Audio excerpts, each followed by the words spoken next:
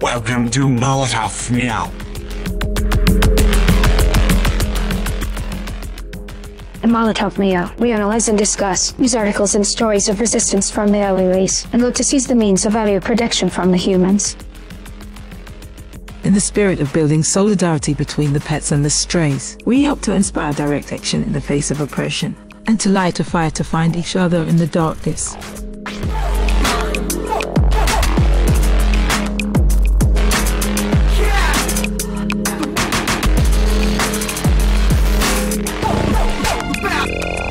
Welcome to Molotov Now. In this episode, we will finally be taking control of the airwaves and talking about... Yeah, they're in here.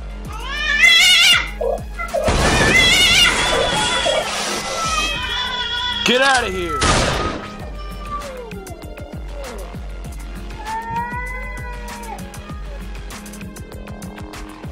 Can you turn that off?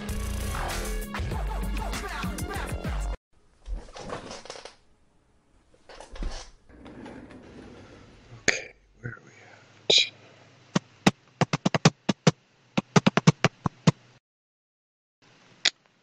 Okay, let's try that again.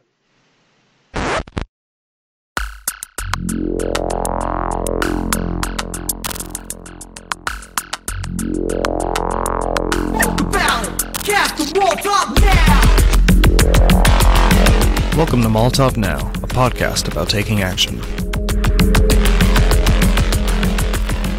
In Molotov Now, we analyze and discuss news articles and stories of resistance from around the globe and connect them to our struggles here at home in Aberdeen, Washington. In the spirit of building solidarity between the rural and the urban, we hope to inspire direct action in the face of oppression and to light a fire to find each other in the darkness.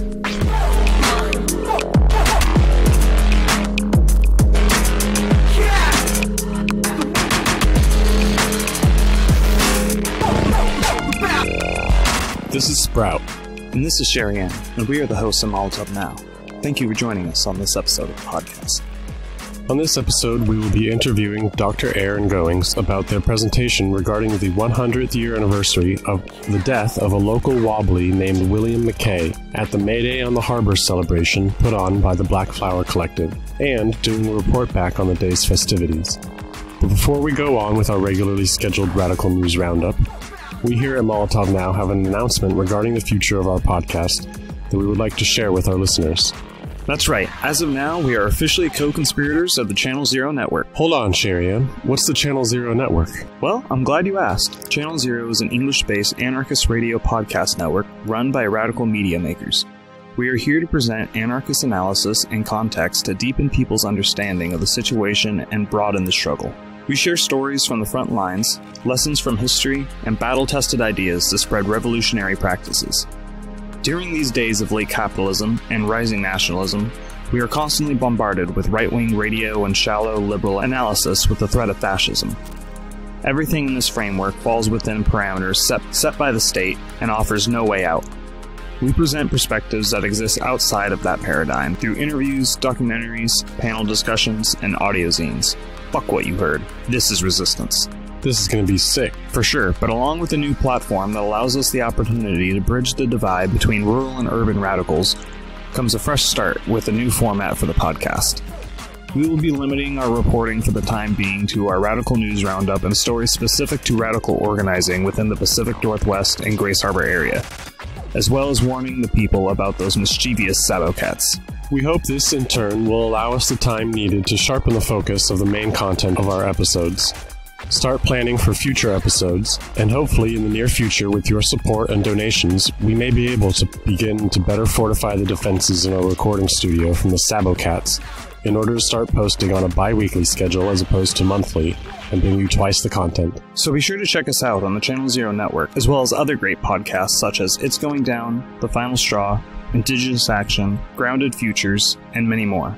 If you enjoy this content and would like to see more of it, please consider donating to our sponsor at the Black Flower Collective, You can find all the ways to donate to them at linktree/Blackflower LLC. The Black Flower Collective is a worker-owned and operated enterprise dedicated to the creation of a world in which individuals have the autonomy, knowledge, and resources to create fulfilling lives and communities free of oppression. Black Flower's mission is to learn together the ways in which to healthily relate to each other and to our environment. They seek to sustain and nourish their collective through fulfilling work, personal empowerment, and equitable compensation, while providing a hub for political thought and culture in Grays Harbor County.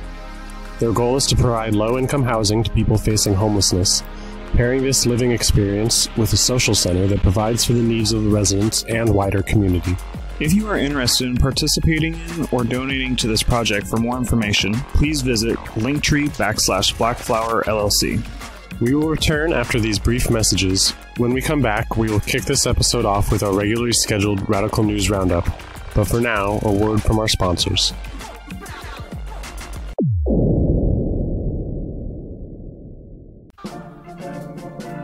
The Final Straw is a weekly anarchist radio show. It's fucking awesome, and you're never going to hear me say fucking awesome on our show because we're FCC regulated. There's a black part of my heart that just flutters when you talk like that. Talk, then more yelling. It's a weird sort of like nice thing in a way, but also can get kind of crushing at times. thefinalstrawradio.noblogs.org.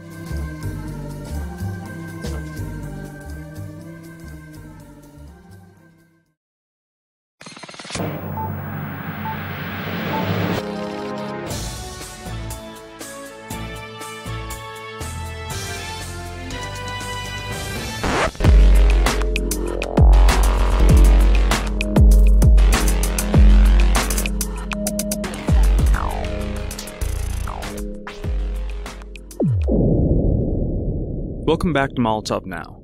It's time for our monthly news recap. In local news, the third annual May Day on the Harbor was held on the 1st of May, or International Workers' Day, in Hoquiam this year at events on Emerson. More on that later in the show. Picking up on a story that we have been covering from Dayton, Washington. After years of harassment at the hands of her local law enforcement, we are pleased to announce that the charges against Katie Hussey have been dropped. After going to court, the prosecutor has decided to drop all charges relating to her case. This is likely because if the case had gone to trial, the police department would have ended up looking bad, if not losing the case outright. This is great news, but Katie still faces a tough battle to regain what has been stolen from her. During and because of this ordeal, she has lost her job and housing. The charges still show up on her record as of now, and so none of her typical contract work will hire her at the moment. Her mental health has suffered because of this harassment, and she has said, quote, "The charges may be dismissed, but that doesn't bring my home back or my job or the people I had in my life who looked at me differently because of this whole thing now," end quote. With no sense of closure or justice, she has been thoroughly abused by this system and now has to work to get back to where she was prior to all of this. When asked what justice would look like, she said that having disciplinary charges brought against the sheriff and deputies involved would be a good place to start. Some measure of accountability so that this doesn't end up happening to anyone else. If any of our listeners have suggestions for getting Katie the justice she deserves, please contact us at sabo_media@riseup.net. This situation has her feeling lost, and she would appreciate any advice or direction so that she can help to make sure no one else has to go through this.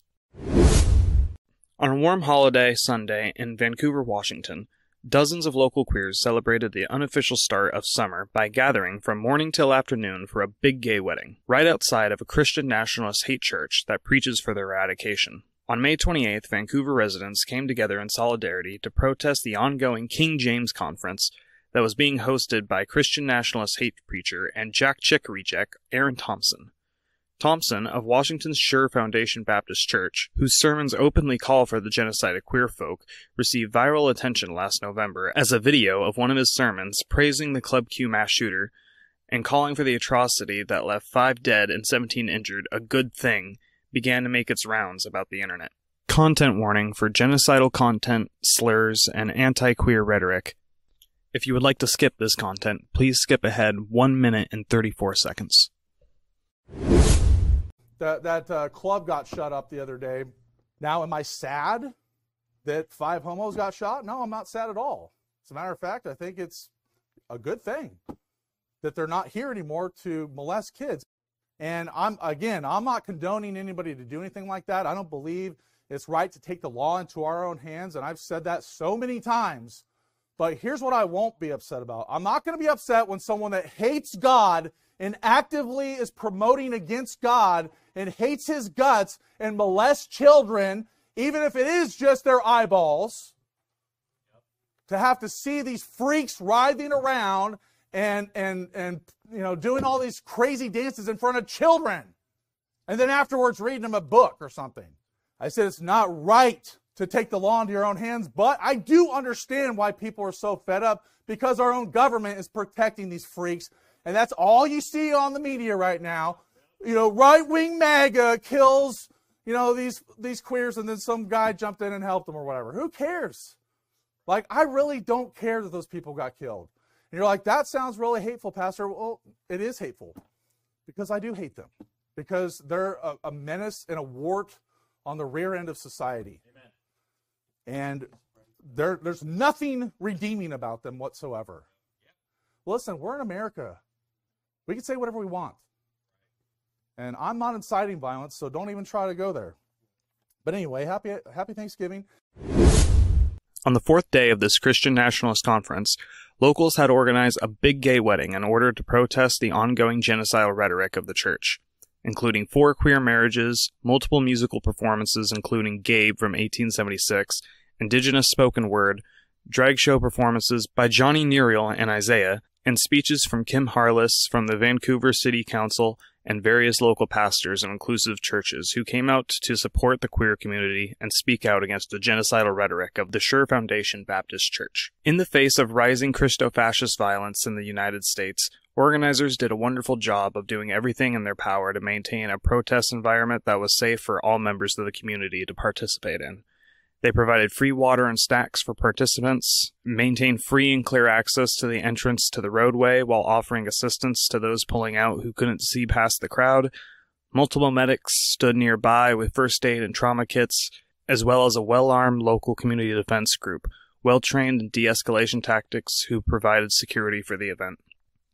The preparation taken on by the organizers and the commitment to take seriously the threats of fascism when they arise in their community are great examples of what we should see in our own actions. There are many lessons that can be learned from such a wonderful action of queer resistance and militant joy. In an Instagram post written by drag performer Johnny Nerial stated that, "The demonstration was a triumph, a celebration of love, and a successful mission to spread awareness of very real harm that is being caused in the LGBTQIA2S+ community. Hashtag Big Gay Wedding in protest to hashtag Christian Nationalism's anti-LGBTQIA2S+ doctrine. The objective was to shine light and gain support. The folk who showed up were beaming love all day. I got to officiate legally binding queer marriages and cheer and dance with beautiful people. I got to perform in the street with my beloved ride or die Isaiah." For more information about this action, keep an eye out for a report back from the Harbor Rat Report coming soon.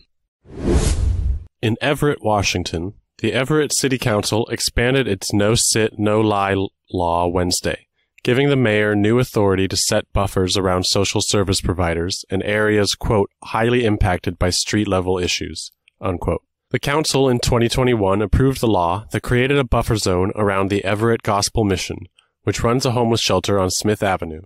The ordinance made lying down and sitting on nearby public property, mainly sidewalks and streets, a misdemeanor with a fine up to $500 and 90 days in jail. In April, city staff and Mayor Cassie Franklin proposed expanding that law with broad authority for the mayor to make similar buffer zones as she sees appropriate. It would also ban groups and people from giving food, supplies, and water to someone on city property in the buffer zones unless they have a permit.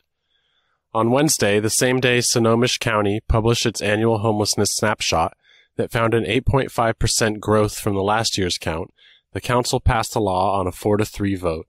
Everett City Council President Brenda Stonecipher, who voted for the law, said the buffer zones are imperfect solutions to homelessness, but can help persuade residents from opposing service facilities opening near them. Councilmember Paula Ryan, who voted against the law, said people should have somewhere they can go before being told they can't be there. Her request to tie the law's effective date to when the city opens a day shelter failed on a similar 4-3 vote. Across the street from Everett City Hall, people who coordinate mutual aid groups and stock a free food pantry and refrigerator in North Everett rallied to decry the ordinance before and during the council meeting Wednesday. In a response to this action by the city council, local mutual aid group Punks in the Park said on Twitter that the city is already leaving people uninformed of the decisions being made and expressed that the permits mentioned do not exist in reality. They have held demonstrations in opposition to this ordinance and have a call for action currently around this issue. From Twitter, call to action. Email city council members to let them know we oppose EMC 9.54.000 and EMC 10.35.000. Email template and council emails now available in the links. Feel free to write your own thoughts. Hashtag homelessness is not a crime. Hashtag houses not handcuffs. Hashtag stop the sweeps.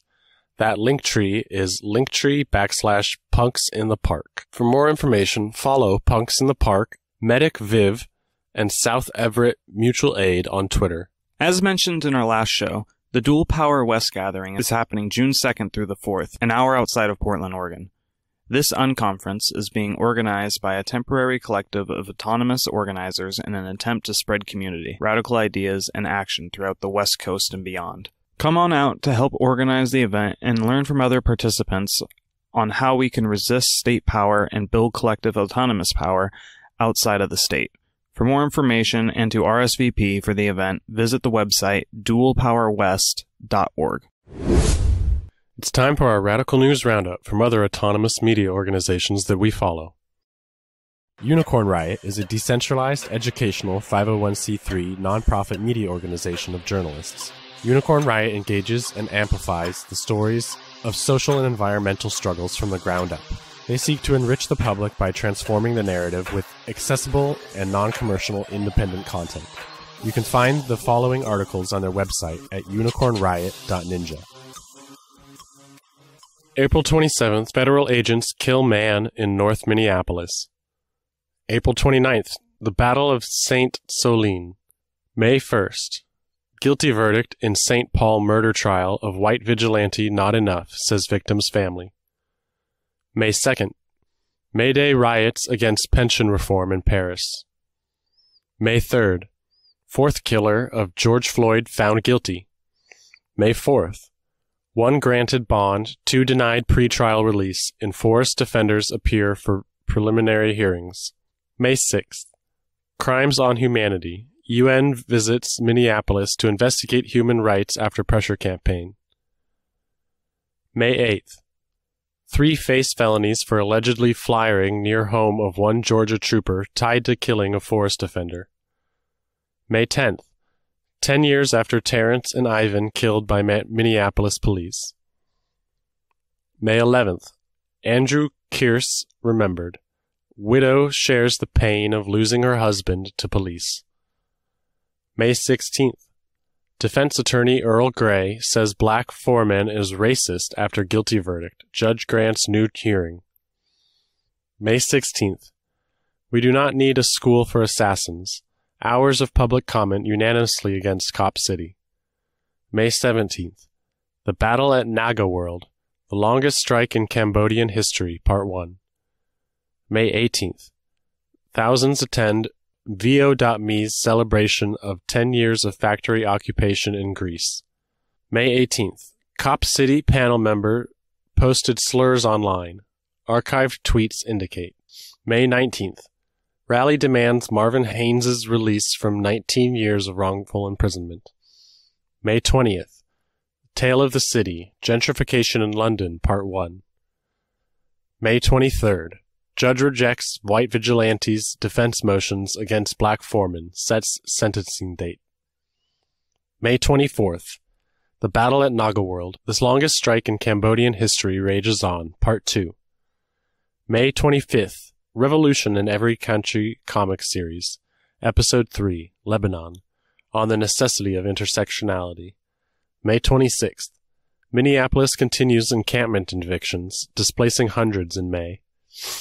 May 27th, Palestinian Qadr Adnan Kader Adnan dies on hunger strike in Israeli prison. May 30th, Rave Against the Machine, how one rave promoter stood up to the DEA and won. May 30th, Don't Forget Us, forest defenders confront horrors of life in DeKalb County Jail. It's going down, and you're invited for what they selling. We ain't buying, there is no running, there is no hiding, there's only fighting or dying.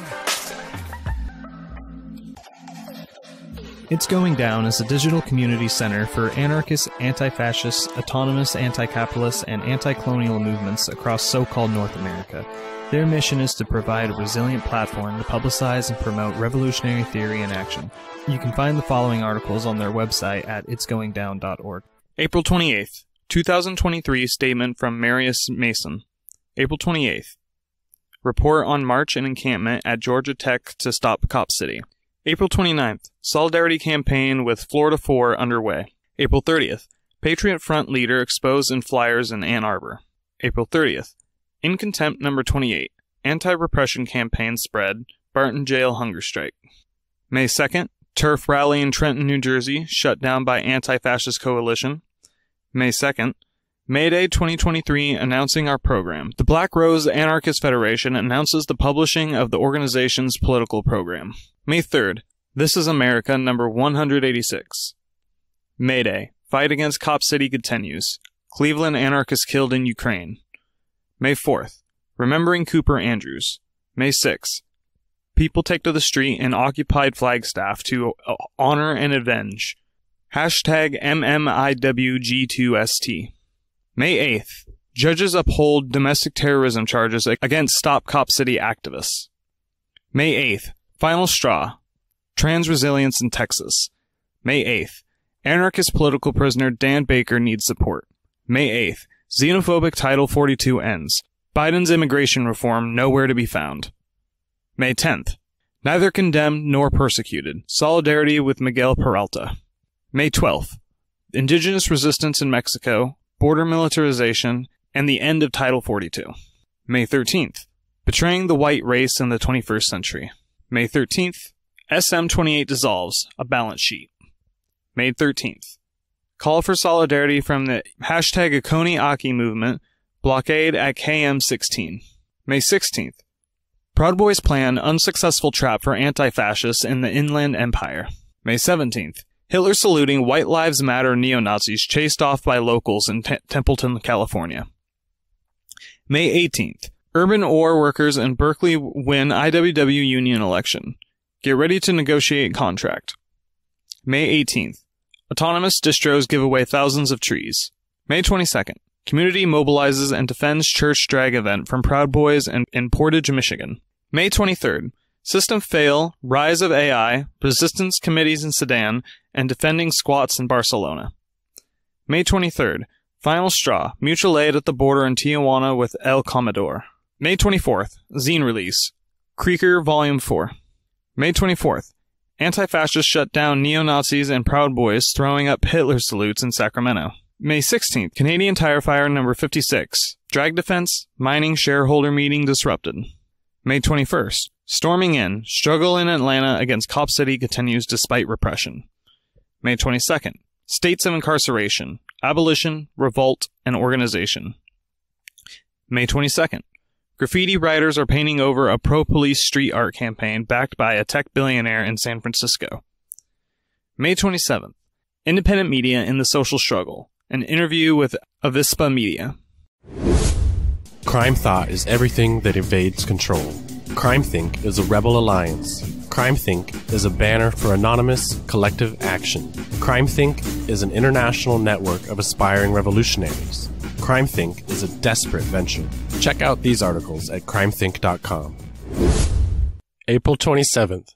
Bashback is back. Reviving an insurrectionary queer network. An interview. May 3rd. In memory of Dmitry Petrov. An incomplete biography and translation of his work. May 24th. Recipes for Disaster. Asphalt Mosaics. A hot weather activity for lonely asphalt near you. We're getting the cue that it's time for a short break.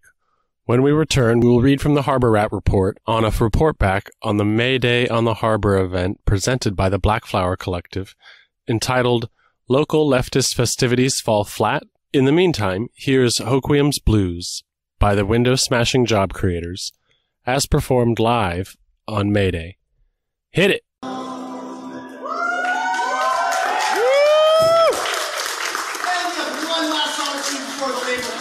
Comes up here and gives us knowledge.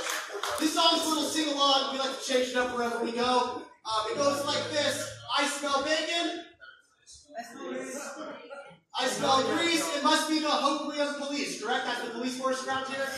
Yeah. All right. Well, that's the way it goes. The police are defined by enforcing class relations.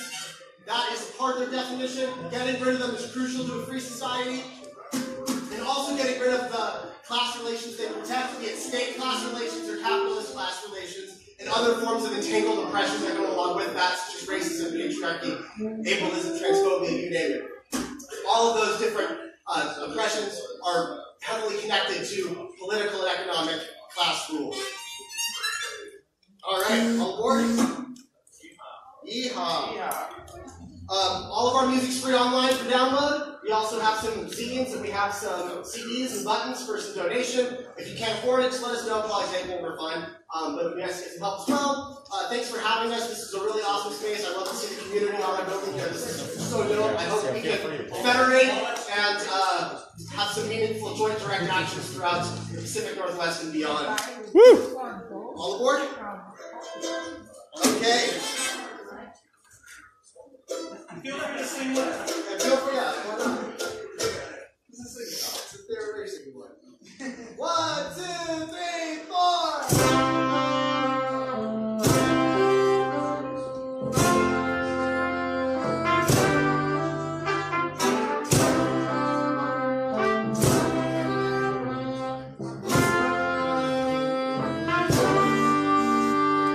I smell bacon. I smell grease. It must be the Hoquiam police. I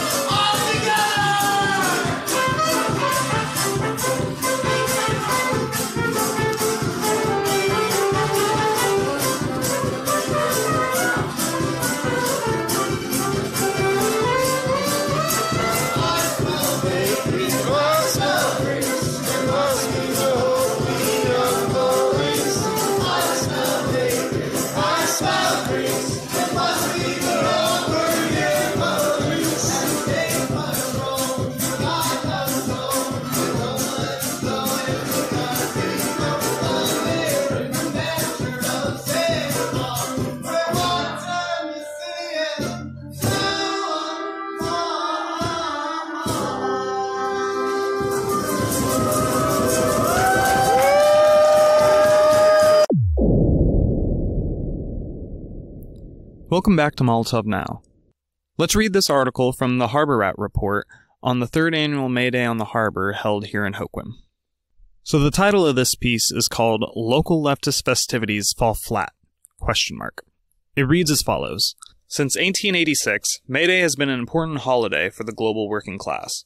The history is often repressed in this country, being one of a minority that doesn't celebrate International Workers' Day on May 1st, despite being the country which served as the catalyst that created the holiday after the Haymarket Massacre of 1886. In an attempt to rekindle the knowledge of and the respect for that forgotten history, local leftists have put on an annual May Day celebration for 3 years running. Initiated by the Chehalis River Mutual Aid Network in 2021, the yearly celebration has grown exponentially since its grassroots beginning in Zelasco Park, an event which included performances by the Plank Island Theater Company. Growing with each passing year, public interest in the event has continued to steadily grow, as turnout has increased with each passing year and local business participation has taken off, including participation from Art HQ, the Black Flower Collective, and Events on Emerson, who came together to put on a wonderful May Day on the Harbor for 2023. This year had a full day of activities and events, including plenty of historical exhibitions. The 3rd annual May Day on the Harbor was held at the local event center, Events on Emerson, and was proposed by the newest radical project on the harbor, the Black Flower Collective. The Black Flower Collective has formed around the issues that have arisen from the continued organizing among the unhoused population in the Aberdeen area, such as lack of housing, work, food, and community. In the effort of improving conditions for the working class in Grays Harbor, and in the spirit of the working class holiday, they have taken on the role of leading a new affinity group on the harbor called the May Day on the Harbor Planning Committee that we here at Sabo Media have had the pleasure of taking part in. Through our connections with the Black Flower Collective, we helped to develop historical displays, produce video shorts, zines, buttons, and more for the event. We were happy to donate the work to this worthwhile effort and join them in celebration as this year's May Day marked the first birthday of Sabo Media. We were not the only people that showed up to table at this event, however. Quite a few guests had come to share in this celebration of working class history with us. Other tables at the event included historical displays from our local area, including local historian Connie Parsons. The zine distro Historical Seditions came with literature and merchandise. One table even offered zines produced during the Center for Especifismo Studies Militant Kindergarten's coursework. Black Flower Permaculture, an offshoot landscape design team, was there to demonstrate their design services and talk about permaculture in relation to the need for working-class food sovereignty. Chehalis River Mutual Aid Network participated again in this year's event, hosting an info table and collecting signatures for volunteers looking to get involved in mutual aid and community outreach. Our local chapter of Food Not Bombs also arrived in tandem with the Chehalis River Mutual Aid Network and catered a community potluck where they serve free food, including burgers and hot dogs throughout the day. Art HQ also participated in the event by donating art supplies and helping to set up a kids' corner filled with DIY art projects. Other activities included free face painting, an educational history scavenger hunt, and subsequent prize table. A major draw for people seemed to be the live music portion of the day. Various bands from Olympia, including Them Badgers, Virtual Bird, and the Window-Smashing Job Creators, came down to support our Harborite comrades and hosted a free benefit concert at the 3rd annual May Day on the Harbor. Citizens and guests of all ages cheered on the guest performances, and young and old alike sang along to these songs of freedom. And of course, the Black Flower Collective themselves were in attendance, fundraising for their land projects, selling merchandise, and auctioning off a library's worth of radical literature and other items donated by the community. Their table also hosted a contest to win a brand new Nintendo Switch by entering to guess the correct number of jelly beans contained within a large glass jar. Many people generously bid on the slew of awesome items up for auction, and the word is the event was a huge success for them, bringing in somewhere between 150 and 200 attendees throughout the day. Anytime we can get out in the community and talk to people about the stuff we are so passionate about is a good day, said one member of the collective when reached for comment. In a scene as wholesome as apple pie, the end of the announcements of the auction winners, and at the declaration of the winner of the jelly bean count, a little girl in the audience, after having taken a savvy approach to the challenge by using math to approximate the number of jelly beans, was declared the winner, and her response was comparable to the excitement of the classic Nintendo 64 Kid video. The peak of the evening's events, though, was a moving lecture from labor historian Dr. Aaron Goings, who gave a historical presentation about the radical working class history here on the harbor, as discussed in his books by the titles of Port of Missing Men and The Red Coast. During the duration of his talk, Dr. Goings brought to attention the life of William McKay, an Aberdeen resident and member of the International Workers of the World, who was murdered on the picket line 100 years ago in 1923, while protesting for the release of political prisoners captured by the state in a concentrated effort to demoralize the working class and the burgeoning labor movement. The oration concluded with a final message written on the banner of William McKay's funeral procession. Fellow worker William McKay, killed by a company gunman, a victim of capitalist greed. We never forget? ? As 100 years have passed since the death of William McKay, as 100 years have passed since their death was last spoken to the public ear, the question mark at the end of this banner has become less of a question and more of a challenge to remember, a challenge to preserve the history of the working class. What will the future histories told of today be? Will they be stories of workers' lives and struggles, or will they be the stories of this era's capitalists? Who will be the victors that write the histories of tomorrow? Of the struggles facing the modern working class, will we never forget? As we look back on the past and the many tragic and joyous things that have occurred on the 1st of May, it is wonderful to see how much our small community has grown over the years. Years of hard work, blood, sweat, and tears. But years of growth and community, too. Years of camaraderie and delicious meals. One local fascist once called out the community's very first May Day on the harbor since the collapse of the labor movement for falling flat, in a post made to their now-defunct blog site, despite having a decent turnout for the length of preparation and resources available for the first May Day event. We can only laugh at that short-lived fascist blog and its attempts to undermine the work of harborite radicals as we smile and look onwards to the future. Though many trials and obstacles await, we will continue to outgrow the fascist creep and continue to do everything we can to bring class consciousness to the harbor. As we look forward to the 4th annual May Day on the harbor in 2024, with the experience of our past successful events under our belts, we wonder, will local leftist festivities continue to fall flat? We hope so. All right, it's time for a musical break, and when we come back, we will have an interview with Dr. Aaron Goings about his presentation at May Day on the harbor. But for now, here is Them Badgers live from May Day on the Harbor 2023.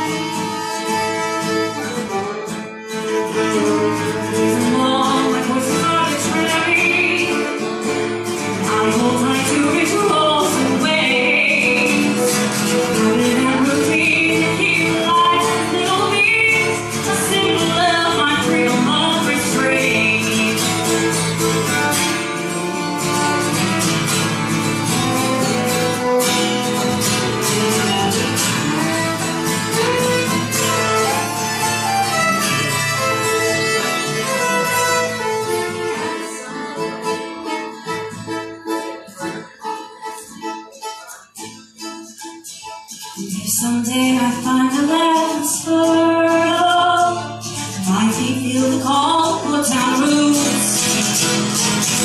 I came first to the bone, and I don't feel my hole, and all my town songs to make me roll. All my town songs,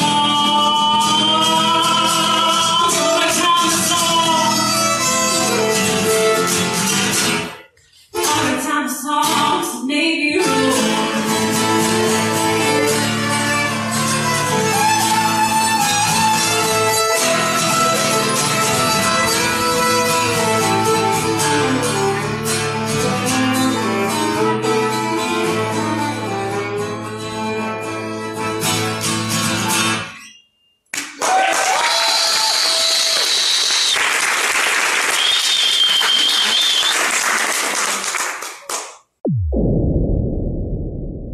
Welcome back to Molotov Now. Today we are with Dr. Aaron Goings, PhD Associate Professor of History at St. Martin's University, to discuss a report back on the May Day on the Harbor event in Hoquiam, Washington, put on by the Black Flower Collective, where he gave a presentation on the 100th anniversary of the murder of William McKay, a striker who was killed on the picket line in Aberdeen, Washington. It's wonderful to have you here today, Dr. Goings. Why don't you go ahead and tell our audience a little bit about yourself and the work that you do?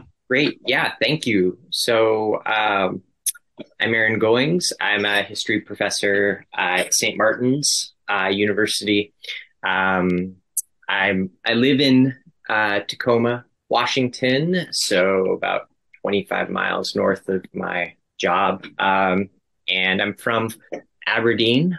Lived 20 plus years on the harbor, down, I guess, almost entirely in Aberdeen. Went to Grays Harbor College. That was my first college, and I'm a labor historian. So that means I study workers, class conflict, and any assorted things that are related to that. Awesome. How did you get into that sort of interest? Right. So, I grew up in Aberdeen, at the bottom of the hill there. And I think Aberdeen's hill has a lot of meanings, and it used to maybe mean more. I don't know. So I lived on the lowlands, and I always saw the hill as being where rich people lived. And I think many of them moved to the Puget Sound. A lot of people refer to the area you're talking about as Felony Flats, don't they? Oh, I don't know. If it's the same area I'm thinking of. I don't know. I just always associated those, the Broadway Hill area and further up with wealth and power, and those of us at the bottom with being very different. And so my family was working class. Basically, every person in my family, every man in the family worked in the lumber and pulp and paper industries. And so after the 1930s, those industries were basically entirely unionized up until fairly recent history, as so much of that industrial production shut down at the end of the 20th century.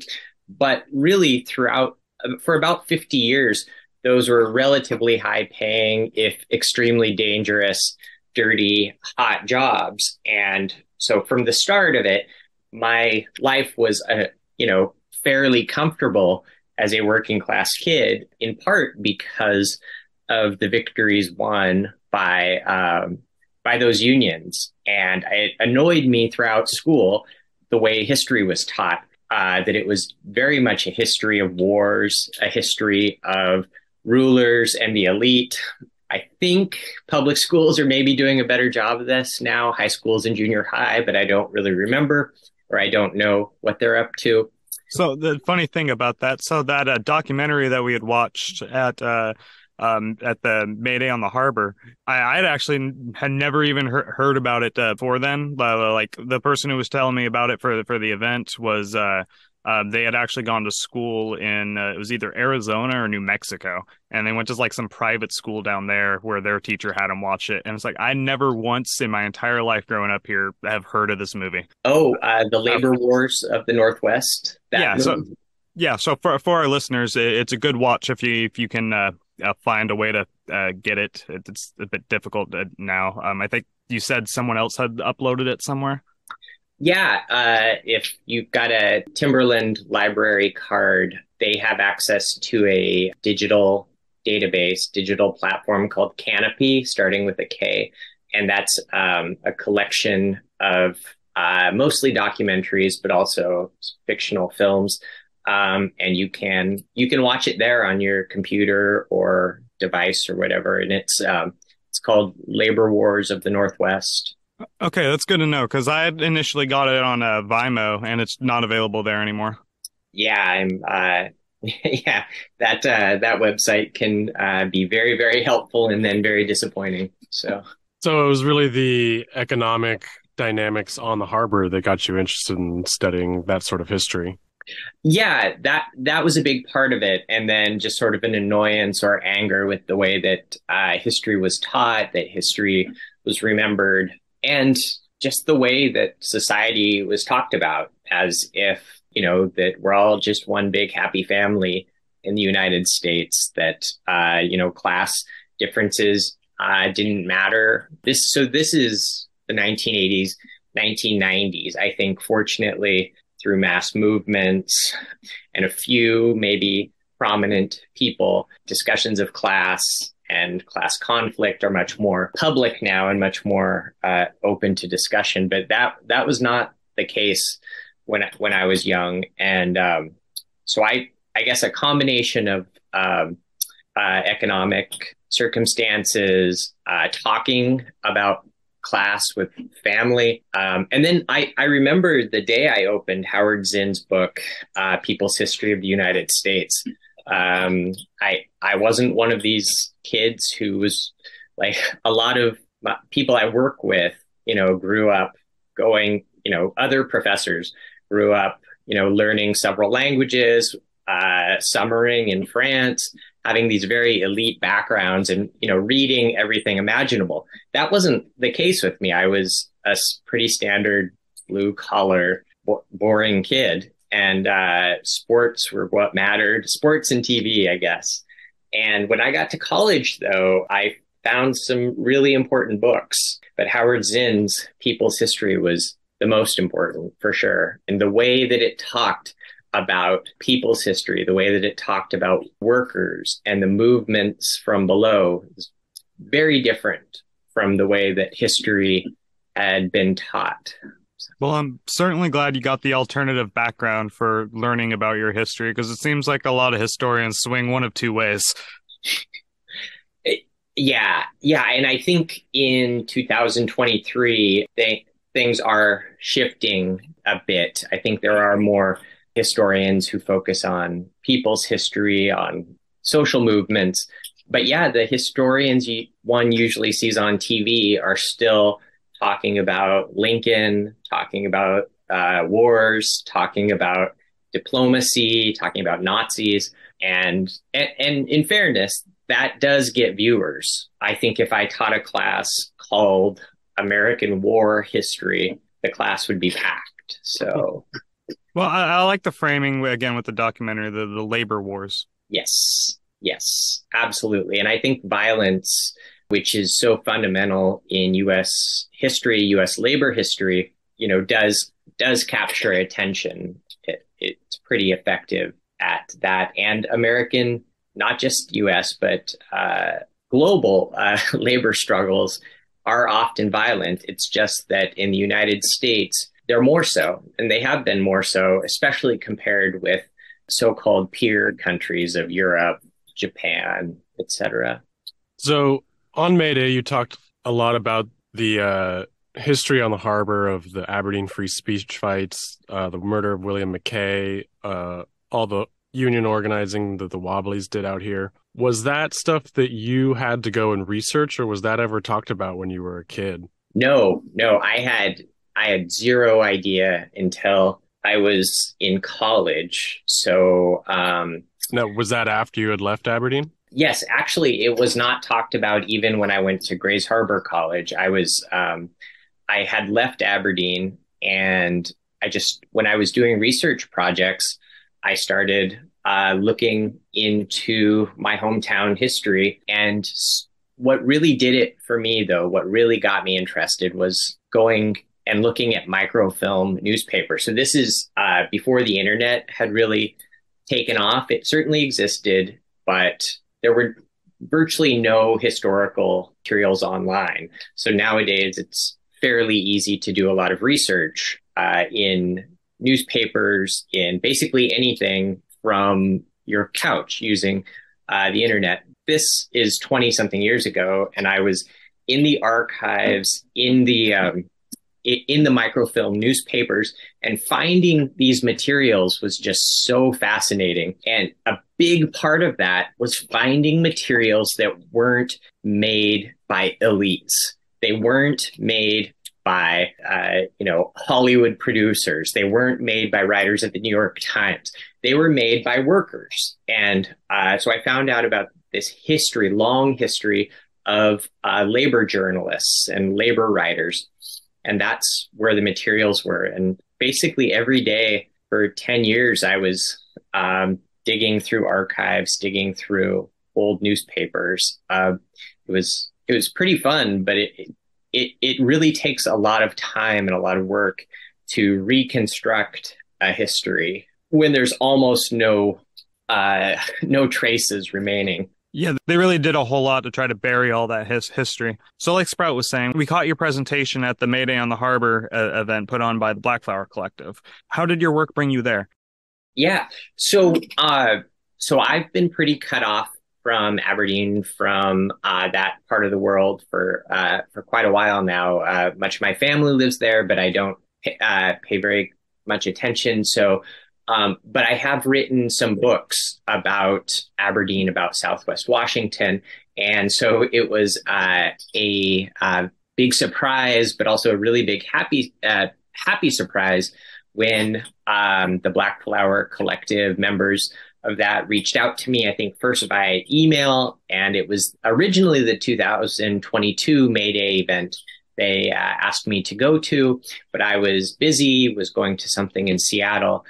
So I had a year to get ready, and that's pretty good timing because I've been waiting for about a decade to commemorate William McKay's tragic murder in Aberdeen. Yeah, the timing on that is pretty impeccable. So how was the event for you? Oh, the event was terrific. I had no idea what to expect. I didn't know what this place was that I was going to.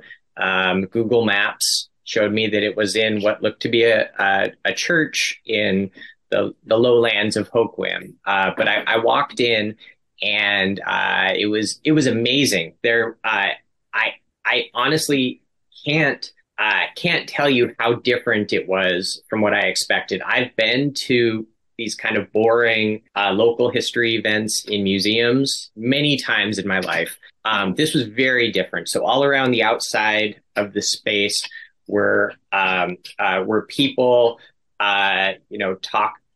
selling and giving out materials, radical history materials, materials that really connected the 21st century with the 20th century, and it was fascinating, and it was packed. I had no idea how many people would be there, but it sure looked to me like there were between 50 to 100 people. It was very lively. People were having fun. There was food. It was a really great event, really, really well planned. And from what I could tell, there were no police or vigilantes. So yes, it's always a concern. A little bit. Well, it would certainly seem like the history would support that concern. Let's start diving into some of that. So let's talk about the presentation you gave at May Day. May Day 2023 was the 100-year anniversary of, Western Washington, Aberdeen, Hoquiam, et cetera, really being the center of the global labor left, at least for a few days. And so May Day 1923 was an event that really made national and international news. That day, and in the days leading up to it, actually, workers went on strike in many different industrial towns, port cities, and the like, with one main demand. And that demand was that the federal government, the county governments, the state governments needed to free all political prisoners. The United States has this myth that we're such a free country, we don't have any political prisoners. That's, of course, silly. And it's been true since the start. The United States has had political prisoners. This group that I've been studying for 20 years or so, the Industrial Workers of the World, the Wobblies, are this radical organization that had faced persecution for years and years. Many of their members, their most active members, were incarcerated in jails and prisons all over the country, all over the world. And Wobblies, the nickname for this Industrial Workers of the World group, went on strike, hoping to put political pressure on the state authorities to open the jails, open the prisoners. It's one of these general strikes, right? What I think today in 2023, when we hear about strikes, they're usually small things, teachers, maybe nurses, and they are important. We kind of got that Writers Guild strike going on, don't we? Yes. And there might be a Teamsters strike coming up very soon with UPS, which would have the chance to really shut down the entire country in some ways. Teamsters are really central to moving goods throughout the country. Well, here's hoping. Yeah, well, we'll see. But there is this global history of general strikes, including maybe most famously the Seattle General Strike of 1919. And these are strikes that are often waged not just for higher wages, shorter hours and the like. Those things are often called bread and butter demands, but instead for wider political demands. So just for an example, at different times, European countries in particular have waged general strikes, for example, to fight against changing of retirement ages. The Finns in Finland, when it was still part of Russia before the Soviet Revolution, had a general strike in part to demand the extension of the vote to women. So this 1923 general strike waged by the IWW centered in Aberdeen, Hoquiam, and some other places around the Northwest. They had a very political demand, forced the politicians to open the jail and the prison doors. Any country who denies their prisoners the right to vote has made all their prisoners political prisoners. That's nicely put. Right. And today in 2023, the United States has the largest prison population by a lot, and just keeping this very long history of really an incarceration nation. And one that abuses, tortures, incarcerated people in so many different ways. I think, if anything, the COVID pandemic revealed some of those horrors for anyone except the most hardened individual to see. All right. So coming into the May Day presentation, I was expecting the talk about 1923 and the murder of William McKay. One thing I wasn't expecting that I really enjoyed was the sort of connective tissue that you laid out all the way back to the origins of May Day, and how those intervening years is kind of where those political prisoners came from and all the different actions that took place in between those two. Is that why they chose May Day in 1923 for their strike? Yeah, good question. Right. So May Day is the most important labor holiday in the world by a lot. May Day, International Workers' Day, is the most widely celebrated holiday in the world, I believe, by a long shot. And basically, every year since 1886, there have been some sort of demonstrations to either commemorate what happened May Day 1886 and its aftermath, or to use that date to launch a new campaign. So strikes that begin on May 1st have a long history. And in fact, there are at least a few minor strikes, as in small, not like coal miners, in Aberdeen and the surrounding areas that started on May Day. So you mentioned the intervening years from 1886, from the first big May Day event in U.S. and North American history, and then 1923. So that's something like almost 40 years. Really, from about 1910, 1911 until 1922, 1923, it was very, very common for local authorities, state authorities, and federal authorities to round up, to arrest members of the IWW, Wobblies, and to lock them up. The biggest change in that history is, are these laws called criminal syndicalism laws that pass in more than half the states. They pass, the Idaho legislature is the first to pass it in 1917. Oregon passes it. Washington passes it 2 years later. And essentially that criminalized an ism. It criminalized a belief system, and it criminalized belonging to the IWW. And so the enemies of the IWW, the employers, the newspaper editors, the elites in political office, and all their assorted friends, they take this law that they passed at the behest of large corporations who asked the legislatures to pass this. Essentially, the local, etc., law enforcement, police, used that new law to go and round up members of the IWW, which they did all over the country.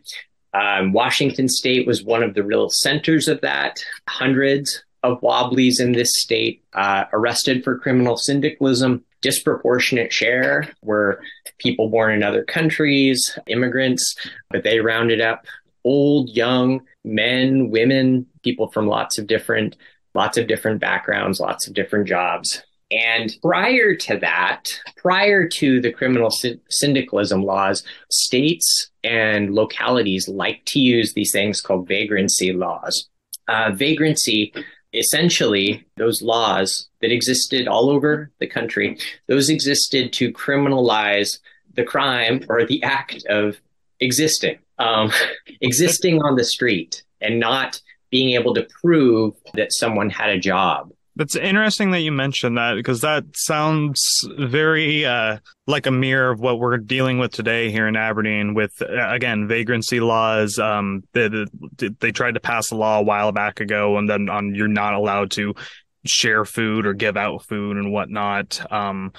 There's been an ongoing battle between the city and the people who live here for some time now over the issues that cry very similar to not only the fights that we were having back then, but the conditions as well. Right. Yes, I'm not surprised, and I'm certainly followed some of the goings on in municipalities all over the country to, like I said, criminalize the act of being, the act of living, the act of trying to survive. There is a long history of that. The cruelest people, well, no, there's levels of cruelty, but one of the cruelest groups would say something like, at least historically, they would say, at least they, meaning the people, arrested for vagrancy, then would have a roof over their heads in the jails, forgetting, of course, that that's incarcerating someone rather than helping them to have housing to live. But these vagrancy laws in Washington, which I know the most about, they are frequently used as a tool to arrest union organizers and union activists. So a union activist might show up on the train, ride into Aberdeen, for instance, and then the police would, if they knew that that person was a union organizer, would arrest them, charge them with vagrancy, keep them in jail, and then demand that they leave after they're released. You can be released from jail if you leave. In the South, after the Civil War, vagrancy laws were used essentially to re-enslave people. There's this very well-known book and documentary called Slavery by Another Name. And after the passage of the 13th Amendment ended legal slavery, once white supremacists gained control of all parts of the state governments in the South, they began using vagrancy laws to lock up formerly enslaved people. Then they would be put in jails and prisons, and then they would be sold or leased to large companies, especially logging and mining and road building companies on these chain gangs. So that was called the convict lease system. So vagrancy laws have a very important place in United States history. It varies from place to place. And in the Northwest, it's used as a hammer to really pound labor activists, as well as, people experiencing homelessness. Yeah, there's a YouTuber I watch that actually covers a lot of that history very well. The channel is called Lectural Media, and the video is called The History of Homelessness. But they talk a lot about how vagrancy laws were used to re-enslave freed slaves, and by outlawing their existence. Wow, that's awesome. Thank you. There's one thing that I wanted to mention. I didn't get into this at the May Day event, but really one period of time in U.S. history, in Washington State history, in Northwest history, where we see a lot of activism that I think, bottom-up activism on behalf of the people is during the Great Depression. And I think that has a lot of parallels to today.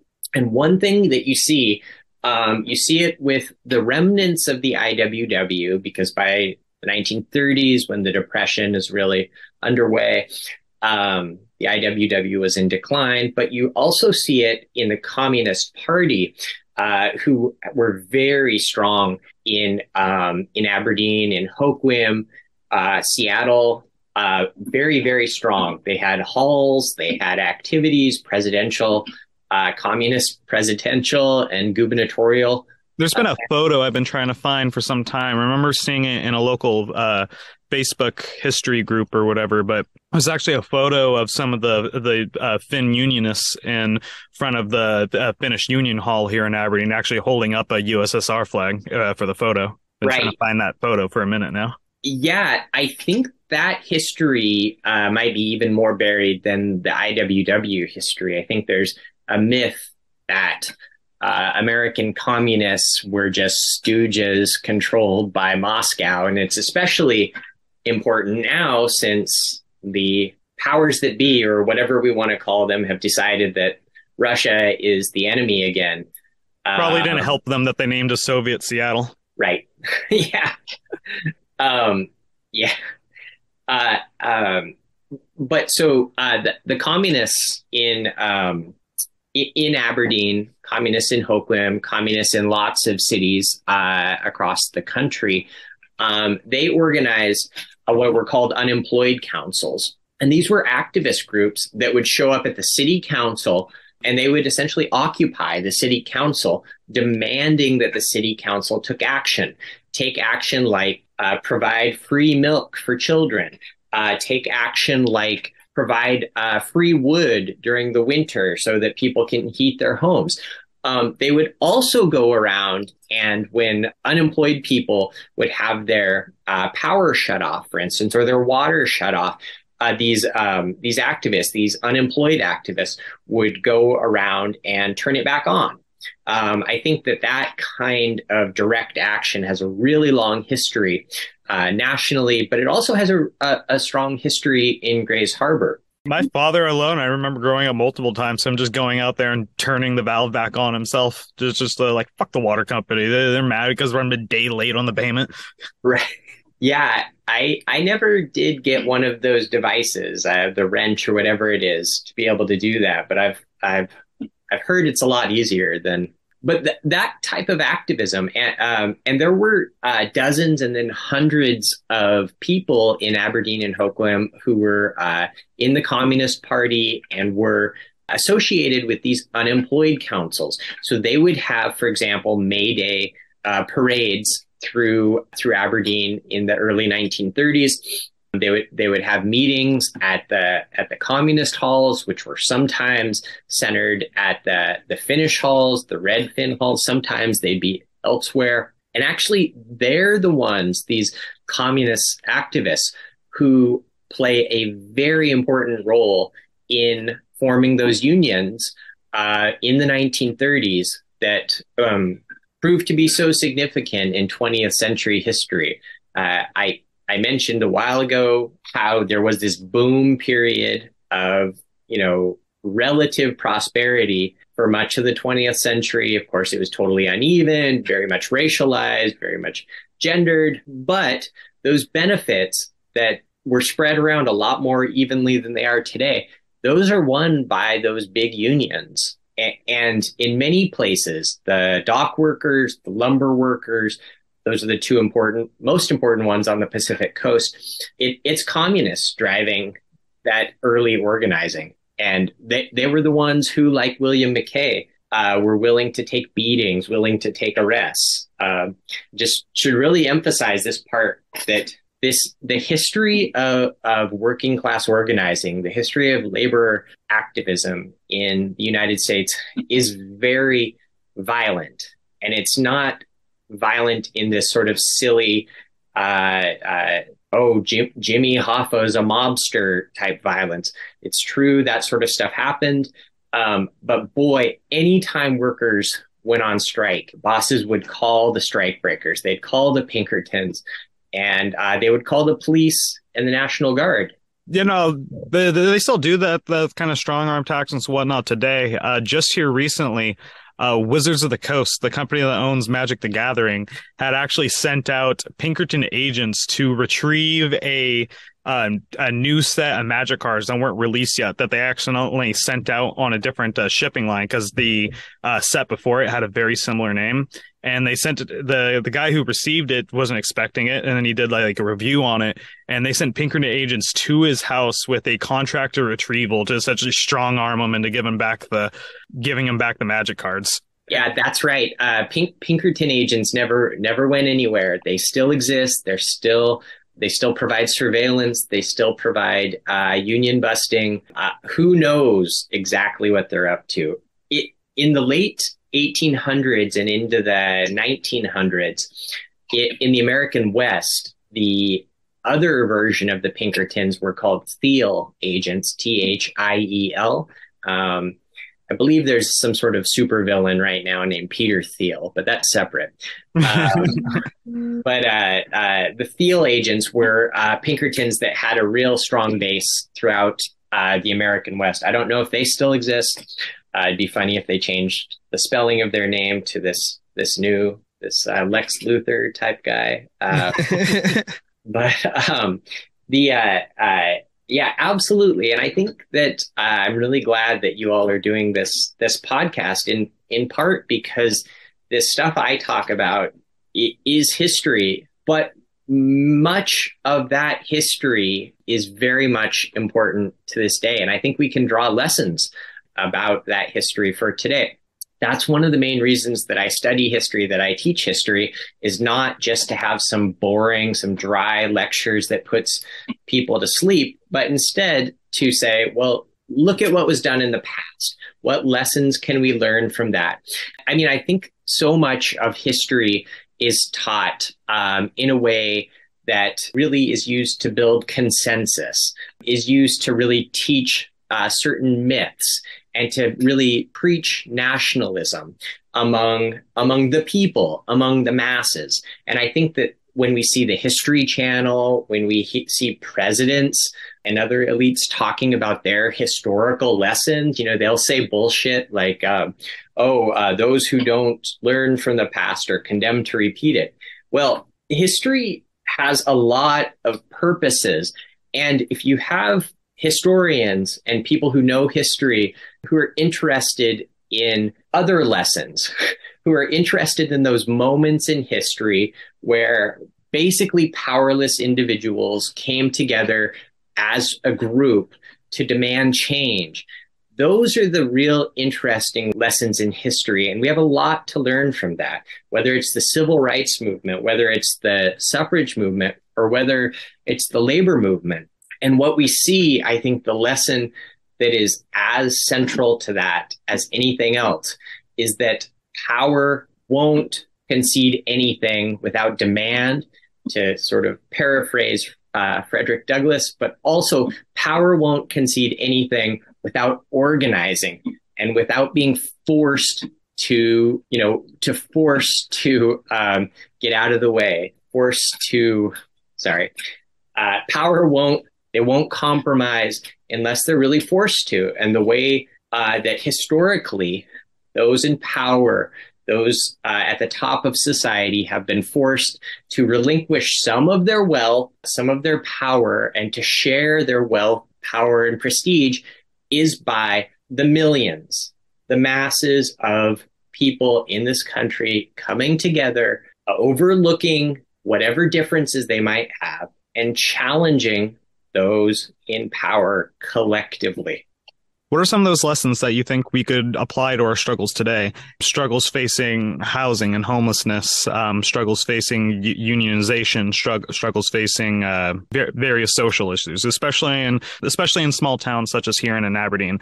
Like we're coming up on an election where we're going to have two choices, essentially, one Democrat and one Republican, and both of them pretty much have the same exact plan for the city: increase revenue and get rid of the homeless at any means necessary.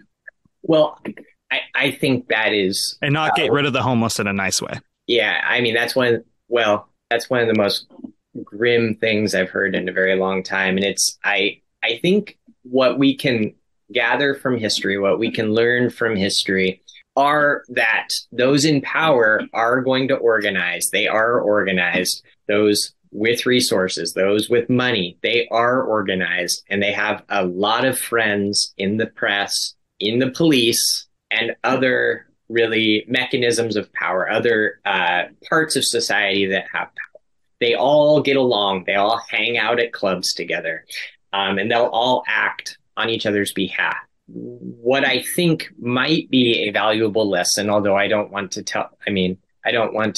tell people what to do, but in the past, reaching out, doing what the communists did in the 1930s, joining up with sympathetic groups and forming a popular front. If homeless activists are a small and relatively powerless minority, find church groups, find sympathetic unions, and come together as a group to challenge those in power, because there are sympathetic left-wing groups, semi-left-wing groups in society that could maybe lend a hand. Some churches, I don't know which ones, but in terms of unions, if I was looking for support for anything, maybe the Longshoremen's Union, the International Longshore and Warehouse Union, can sometimes, be very, very supportive of progressive causes. And then, I don't know how effective this would be in today's political climate, but definitely in the 1930s, activists showed up in force. It's very easy for those in power to pick on 5 or 10 people, but if 1,000 show up on the streets and have a parade, 1,000 show up and have a march, that's a little bit different. Or if dozens of people show up at the city hall and demand a more humane treatment of people, that's harder to ignore. And so I think definitely reaching out to potential supporters has been something that worked in the past. Using this popular front idea of getting other left and progressive groups who care about, people experiencing poverty, people unemployed, etc. And then also certainly in the 1930s, showing one's numbers is a good way to do it. Politicians will sometimes listen to voters, sometimes. I don't know. I don't think any of the politicians that we currently have are going to be willing to listen to the voters. According to them, they're not politicians. So I don't know. So you two know so much more about organizing, than I do in the current events. I know. Sprout, why don't you go ahead and take the floor to explain some of the current situations going on in Aberdeen? Well, we've been organizing for about 3 years here actively. And in that time, we've seen similar organizing efforts on the other side, the fascist side, the far right side. And they've made a lot of political gains. They've gone from just cleaning trash up and taking exploitative pictures of people's tents to actually being on city council. And not picking up the trash anymore. That was more a platform just to get them votes, it would turn out. But, now we have one of them running for mayor. The other person who looks like they're running for mayor is a liberal, probably running on the Democrat ticket. But their views align in a lot of ways, especially when it comes to, like Charyan said, the gentrification, trying to eradicate the homeless and increase the revenue coming into the city through tourism and, turning this into a quaint little village that people want to come visit and open up Airbnbs and, have their second home here in the hills. They want to turn the town into Ocean Shores. Or what's that new one they just built here recently? Seabrook? Is that what it's called? Oh, yeah, Seabrook. Yeah, it's a new little... Boy, I tell you, I've heard people wanting those in power, those in the city council, chamber of commerce, saying that Aberdeen's going to be the next Port Townsend or the next Astoria since I was a kid. Same. I mean, do they not know it rains 110 inches? It's never going to be a vacation spot. The only reason people drive through here at all is because it's you have to drive through here to get to the beach. That is the only reason we get any traffic. Nobody is stopping here for nothing. They're really trying to make a big thing out of the Kurt Cobain having lived here thing. They're running with his memory as far as they can. Which is funny, because for the longest time in my life growing up, it was those same people who fought against that, because we're not going to have a drug addict be the representative of our town. Blah, blah, blah, blah, blah, blah. Right. Well, it's kind of what people know the area for at this point, and it's what brings in probably the most people. So they seem to be embracing that and turning towards trying to generate tourism off of him. And so, it's not just him, there's other bands. It's sort of a musical area. So they're trying to sort of generate that income. And yeah, I believe Alice in Chains also kind of had a start here too. Yeah. A lot of the development that we've seen move in is from one individual, Terry Emmert, out of Oregon. So that's been rough to have. I mean, it feels like 80% of the city bought up by this single individual. And so, yeah, the plan is definitely to increase tourism and increase revenue, and the people getting blamed for the reason that that's not happening are the homeless in town, because we've got people like Terry Emmert blaming them in the Daily World, saying stuff like, it's hard to rent a building when there's someone sleeping in the doorstep. Not minding the fact that it's hard to rent a building when you're trying to charge 3 times more than what it's worth. Without working fire suppression systems. So, yeah. But it's an easy target. It's a real easy target. So they've been pushing that. So that's a concern now, is that we're going to have this more liberal player on the ticket who is definitely anti-homeless. And yet that's going to be a different fight. It's easy to fight the far right from where we're at. Not so much someone who has some sort of, what would you say, I guess, center-left credentials and Democratic Party credentials. It's always harder to push back against that sort of stuff because of the lesser of two evils kind of argument. People came out in droves with signs and protests, get kids out of cages, stop the kids in cages, in reference to the migration crisis at the border. And as soon as Biden comes into office, he enacts policies arguably worse than Trump's, and there is nowhere near the backlash. Right. Yeah. I like the rather than the lesser of two evils, I've heard the evil of two lessers. Yeah. I might have to steal that, which is why might be appropriated. I think it's really invaluable, the work that you've done and the lessons that you were talking about in realizing, because the way you talk about it, you're always saying the people in power. And to me, that's the key, is that it doesn't matter who the individual person who is in power.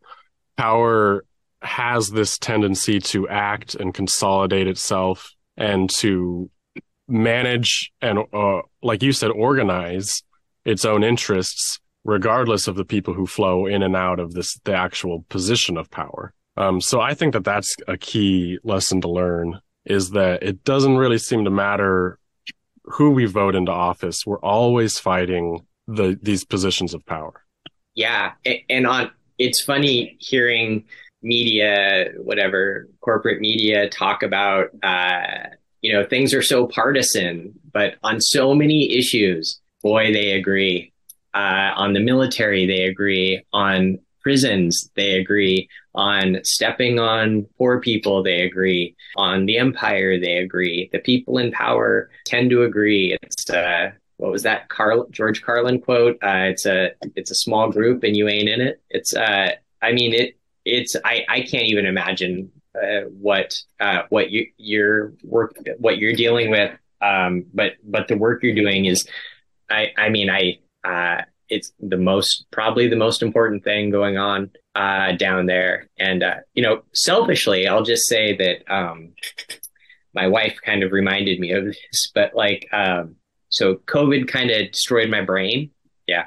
And I didn't want to do anything for the longest time, and just sort of you guys kind of lit a fire under my ass. And it's 100% because of that event, the 100-year anniversary stuff. So I appreciate that. You wouldn't believe. So thank you. Thank you. Well, we appreciate the work that you've done and illuminating the sort of, like I said before, invaluable sort of research you've done, illuminating the history on the harbor. Like you said, it's easy nowadays to do research, and we've certainly done quite a bit, but it's that primary, digging through the archive sort of stuff that we've benefited so much from by reading your books and your articles. And yeah, we really appreciate the hard work that you put into getting that information out there. Thank you. Yeah. The joke about historians is we all wanted to be lighthouse operators, but those jobs got mechanized. So we just want to sit alone and research. So but I hope to have some more stuff out pretty soon. I really appreciate you all getting that article off of the UW's website, that Red Harbor article. Which I always get confused because that's the title of my dissertation too. And it was funny when somebody mentioned printing it off and distributing it last year. I was like, oh my God, that's 500 pages. That's, I feel bad for the trees, kind of bad for the trees. I was hoping to maybe get into a little bit of the Billy Ghoul stuff, but if you're open up to it in the future, maybe just do that as a separate episode. Yeah. That'd be fun. Billy, hey, the only labor union leader with a restaurant named after him. I know. I'm sure there's a lot of people who would like to hear more about that. Yeah, it was very cool to have, I don't know who they were, but there were some very good, nice people, some very good questions about that. And yeah, that's, like I said, that book, hopefully it keeps selling because I want to donate. I'm going to donate all the proceeds to the Black Flower Collective at the end of this year. So hopefully it keeps selling. That's awesome. Well, get out there and buy that book, guys. So, Dr. Goings, before we wrap up here tonight, I'd like to talk more about the closer that you had and the final message at your presentation on May Day about how we never forget. Right. So William McKay was killed, shot in the back of the head on May 3rd, 1923. 5 days later, there was his funeral march, a massive demonstration of about 1,000 workers marched through Aberdeen. Pretty brave, considering the years of persecution they suffered. And they carried a sign through downtown Aberdeen, and then held that sign up at the funeral. And it said, "Fellow worker William McKay, murdered by a capitalist gunman. We never forget, ? And the question mark has always been a really significant part of that story to me, because it really haunts me, and it haunts everything that we do. And I'm very glad that because of the Black Flower Collective, we got to think about that and do it in a very public way. And thanks to Counterpunch, I got to have an article get out there that talked about that history on the 100-year anniversary of those tragic and violent events. But that history of struggle, that people's history, the history of working class people acting collectively to demand change and sometimes to win change, that's not a history that really gets talked about as much as it probably deserves. It's a history that is forgotten. It is a history that's buried, and it's a history that's burned. Your listeners might be familiar with the fact that the Aberdeen Historical Museum, where thousands or tens of thousands of priceless historical materials, including thousands upon thousands from the labor movement, went up in a fire about five or 7 years ago, destroying much of the workers' history in this area. But beyond that, there is a reality to that Ofsted slogan, history is written by the victors. And the reality is that those who have won, those in power, those who run things, they're going to keep writing their history. They're going to keep remembering their history, and they're going to keep using their history to teach lessons. Those of us who can, those of us who have a pen or a typewriter or a computer, we need to write that history too. And whether that's through blogs or tweets or writing books and articles, we need to remember that past, because that past has a lot of lessons. It's not the history from the perspective of those who ruled. It's the history of those who challenged that rule and who wanted to create a more equal, a more peaceful, and a more decent society for everyone. I think those are very important words for everyone who wish to fight for a freer world need to take into consideration. Thank you for your time today, Dr. Goings. It has been amazing. Where can our audience find more of you and your work? I heard you had a recent book coming out. Right. So my most recent book came out right at the start of the COVID pandemic. So I published a book called The Port of Missing Men, about Aberdeen, about Grace Harbor, about the labor movement, and about supposed serial killer Billy Gohl. That's available from the University of Washington Press. I'm sure you can also buy it from most any online store, some less evil than others. Probably the best place to buy the book, The Port of Missing Men, or my earlier co-authored book from Oregon State University Press, which is called The Red Coast, pretty good title, I think, is from the Black Flower Collective. So to find that, you can go to blackflowercollective.square.site. And those are autographed copies of the book. So, you never know. They could end up being like a Picasso. Probably not. I wouldn't be surprised. I think That's right. I've said it 3 times now, but I think they're invaluable. Really, I think they're great. Thank you. You have a good night, man. Hope to do an episode here in the future, talk about Billy Gohl and shit. Sure. Yeah. Thanks, guys. Have a good night, and thank you so much again. Have a good night. So in conclusion, there are loads of lessons to be learned by studying the past. Lessons that are directly applicable to our current day struggles. We can learn that it is wrong to trust the ruling class will ever do anything but consolidate power and serve its own interest. We can learn that the police, courts, politicians, and major institutions will always side with the status quo and work together to organize against the interest of the working class. The history of the working class struggle is incredibly violent, and we could learn from that as we prepare our actions in the present. Power will never grant the demands of the workers. We must organize to take what we want without asking. It is not enough to go to the bosses with a list of demands.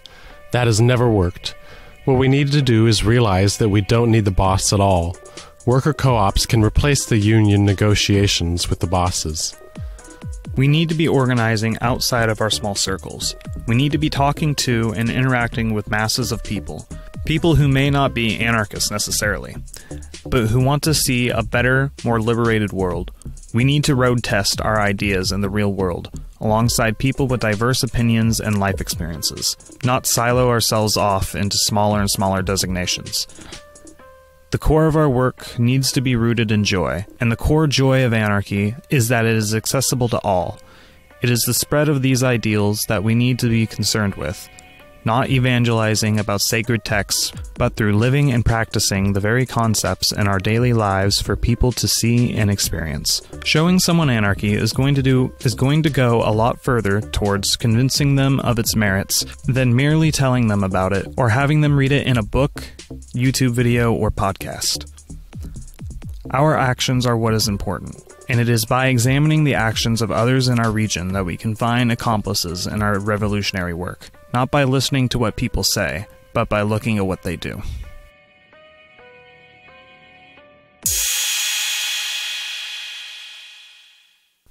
Thanks for tuning into this episode of Molotov Now. We hope you found it informative and inspiring.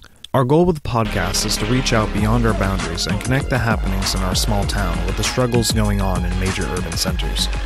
We want to talk to you if you're a big city organizer. We think we have a lot you can learn from, and we know you have much to teach us. If you'd like to come on the show, please email us at sabo_media@riseup.net with the header Molotov Now, and we will be in touch about setting up an interview and crafting an episode to feature you.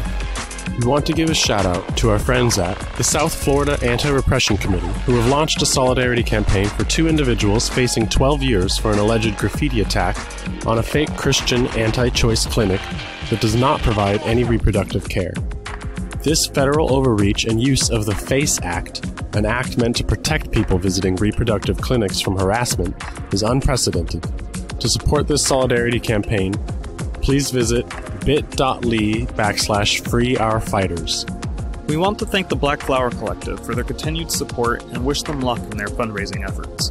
To support them or learn more, their website is blackflowercollective.noblogs.org. Collectiva, the anarchist Mastodon server, is growing faster than ever thanks to Elon Musk's stupidity, as many activists close their accounts for bluer skies, as can be seen in the fluctuation of followers over on IGD's socials. Join at collectiva.social. That's KOLEKTIVA.social. And follow us and other online activists on the decentralized federated internet. Don't forget to go to bit.ly/Lakota Law ICWA and sign the petition by the Lakota People's Law Project telling Joe Biden and attorneys for the Department of Justice to do everything in their power to protect the Indian Child Welfare Act and defend Secretary Deb Haaland. Chehalis River Mutual Aid Network is holding a fundraiser to purchase a brand new canopy tent for their weekly meals with Food Not Bombs. To donate, visit linktree/CR-Mutual-Aid-Net. Don't forget, the communique is looking for artists and author submissions. Please write to sabo_media@riseup.net to submit your entry before June 7th for our Summer Solstice edition. As reported previously, Katie Hussey is still struggling in the wake of harassment by Dayton police that has cost her employment and housing. Luckily, it appears as though charges against her have been dropped, but she has lost everything because of this and still faces an uphill battle in getting back on her feet. Please send any donations to Venmo at Katie Hussey, that's KATYHUSSEY, or Cash App Katie Hussey to help them during this time. Thank you to Pixel Passionate for producing our soundtrack. Please check out their website at www.radicalpraxisclothing.com and check out their portfolio in our show notes. And finally, we were recently featured on an episode of Live Like the World is Dying, here on the Channel Zero Network, where we delved into the dichotomies between rural and urban organizing and the plans for the radical future of the harbor. To check it out, visit the new webpage, blackflowercollective.noblogs.org/press. Remember to check out Sabo Media's website for new episodes, articles, comics, and columns. We have new content all the time. Make sure you follow, like, and subscribe on your favorite corporate data mining platform of choice, and go ahead and make the switch to federated social media on the Collectiva Mastodon server today, at Aberdeen Local 1312, for updates updates on Sabo Media projects such as the Harbor Rat Report, the Communique, the Sabo Tours, our podcast Molotov Now, and many other upcoming projects. That's all for tonight. Please remember to spay and neuter your cats, and don't forget to cast your votes at those who deserve them. Solidarity, comrades. This is Molotov Now, signing off.